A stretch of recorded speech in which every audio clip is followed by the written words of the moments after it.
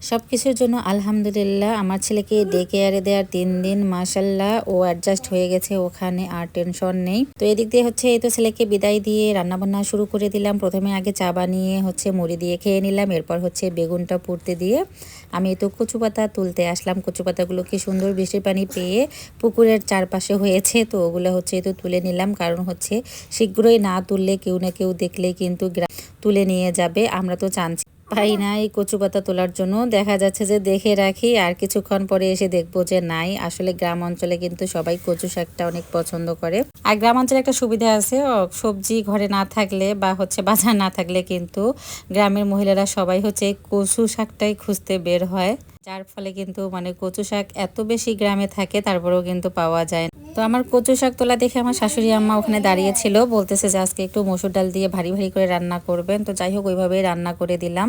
তো প্রথমে হচ্ছে আমি কচু শাক আর ডালটা রসুন মরিচ লবণ হলুদ দিয়ে সিদ্ধ বসিয়ে দিয়েছি। এরপর সিদ্ধ হয়ে গেলে ঘুটনি দিয়ে ঘেটে নিয়েছি।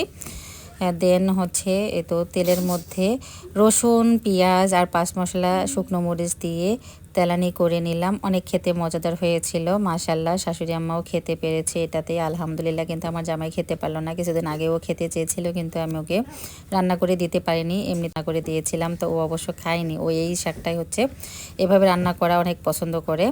তো যাই হোক আজকে হয়তো বা রিজিকে ছিল না, হঠাৎ করে রান্না করে ফেললাম। বেগুন ভর্তাটাও করে নিলাম। এরপরে হচ্ছে খাওয়া দাওয়া শেষ করে বাকি কাজগুলো গুছিয়ে এই তো চলে গেলাম মেয়েকে স্কুলে নেওয়ার জন্য। তো ওখানে গিয়ে কিছু কাজ ছিল, কাজ সেরে ফেলে এই তো বাসার উদ্দেশ্যে আমরা রওনা করলাম। তো আসার পথে হচ্ছে আমাদের আদিয়ারি লাউ গাছ লাগিয়েছে, কি সুন্দর। কিছুদিন আগে কিন্তু আমার লাউ শাক দিয়ে গিয়েছে খাওয়ার জন্য। তো এরপরে হচ্ছে লাউ হয়েছে মাশাল্লাহ, কি সুন্দর গোল গোল অনেক কয়েকটা লাউ ধরেছে। তো ওখান থেকে একটা লাউ হচ্ছে তো আমি ছিঁড়ে নিয়ে আসলাম। আর অবশ্য বেশ কয়েকটা লাউ হয়েছে। রাস্তার দুপাশে ফসল নষ্ট করে দেখেন এখন রাস্তার কাজ চলছে, কিছুই করার নেই, সরকারি নির্দেশ। তো আসার পথে হচ্ছে এই তো রাস্তায় হচ্ছে আটকে গেলাম, কারণ আর বাসা পর্যন্ত আসতে পারতেছি না। যে দেখেন আমাদের বাসার সামনে পর্যন্ত ভেকু গাড়ি চলে আসছে। তো রাস্তার কাজ কিন্তু আমাদের চলতেছে মাশাল্লাহ অনেক জোরালো ভাবেই। ইনশাল্লাহ 1 সপ্তাহের মধ্যেই মনে হয় হচ্ছে আমরা এই রাস্তাটা স্বয়ংসম্পূর্ণভাবে রাস্তাটা পাকা করা দেখতে পারবো। আর সবচেয়ে বেশি খুশি লাগতেছে যে এই পাকা রাস্তায় হচ্ছে এবার আমরা ধান সিদ্ধ শুকনা করতে পাবো। আর টেনশন করতে হবে না, নেট বিছাতে হবে না, নেটের উপর ধান দিতে হবে না, ডাইরেক্টলি হচ্ছে এই পাকার উপরে ধান তাড়াতাড়ি হচ্ছে দ্রুত শুকিয়ে নিতে পারবো। তো আসলে আমার ডাবল ডাবল খুশি মাশাল্লাহ। আমাদের বাসার সামনের রাস্তাটা পাকা হবে অনেক সাধনার ফল।